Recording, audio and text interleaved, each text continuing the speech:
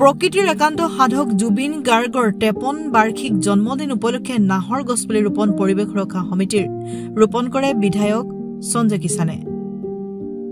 আজি ইংৰাজী 18 নৱেম্বৰ তাৰিখে অমৃতকণ্ঠ জুবিন গাৰ্গৰ জন্মদিন উপলক্ষে পৰিৱেশ সুৰক্ষা সমিতিয়ে চেনাইৰাম উচ্চতৰ মাধ্যমিক বিদ্যালয়ত ছাত্ৰ-ছাত্ৰীসকলৰ মাজত জুবিন গাৰ্গৰ স্মৃতিত প্ৰতিছবি অংকন আৰু ৰচনা প্ৰতিযোগিতাত অংশগ্ৰহণ কৰা প্ৰতিযোগীসকলৰ মাজত পুৰস্কাৰ আৰু প্ৰশংসা পত্ৰ বিতৰণ কৰে।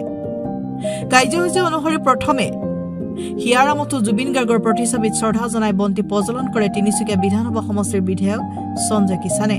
ইয়াৰ পিছত চেনাইৰাম উচ্চতৰ মাধ্যমিক বিদ্যালয়ৰ চৌহদত পৰিৱেশ সুৰক্ষা সমিতিৰ পৰিৱেশ কৰ্মীসকলৰ সহযোগিতাত ভাষা ৰজা হেমচন্দ্ৰ বৰুৱা সোঁৱৰণিত জুবিন গাৰ্গৰ প্ৰিয় গছ নাহৰ গছপুলি ৰোপণ কৰে বিধায়ক সঞ্জয় কিষাণে।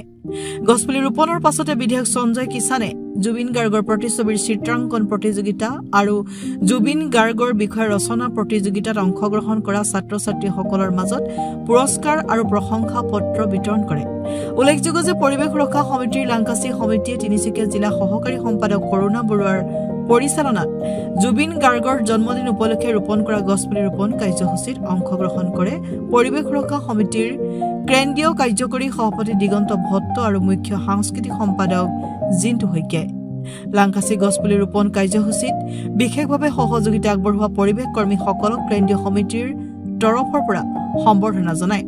পৰিৱেশ সুৰক্ষা সমিতিৰ কেন্দ্ৰীয় সভাপতি ঋতুৰাজ বৰুৱাই মাকুম গংগা বিচন চৌখানী উচ্চতৰ মাধ্যমিক বিদ্যালয়ত যুৱ সাংবাদিক ৰাতুল ডেকা আৰু বৃহত্তৰ অসমীয়া যুৱ মঞ্চ তিনিচুকীয়া জিলা সভাপতি মানৱজ্যোতি বৰুৱাই পৰিচালনা কৰা জুবিন গাৰ্গৰ শ্ৰদ্ধাঞ্জলি অনুষ্ঠানত নাহৰ গছপুলি ৰোপণ কৰে। আজিৰ কাৰ্যসূচীত পৰিৱেশ সুৰক্ষা সমিতিৰ কেন্দ্ৰীয় সহকাৰী সম্পাদক অপূৰ্ব দাস, জিলা সভাপতি জীৱন দত্ত, জিলা সাংস্কৃতিক সভাপতি বিজয় মল্লিক, জিলা উপ সভাপতি ক্ৰমে স্বপন দে, কিশোৰ শাহ, প্ৰতিপালন সম্পাদক চন্দ্ৰশেখৰ চৌহানী, সক্ৰিয় সদস্য বিশ্বজিৎ ৰয়, শান্তনু বৰুৱাই সহযোগিতা আগবঢ়ায়।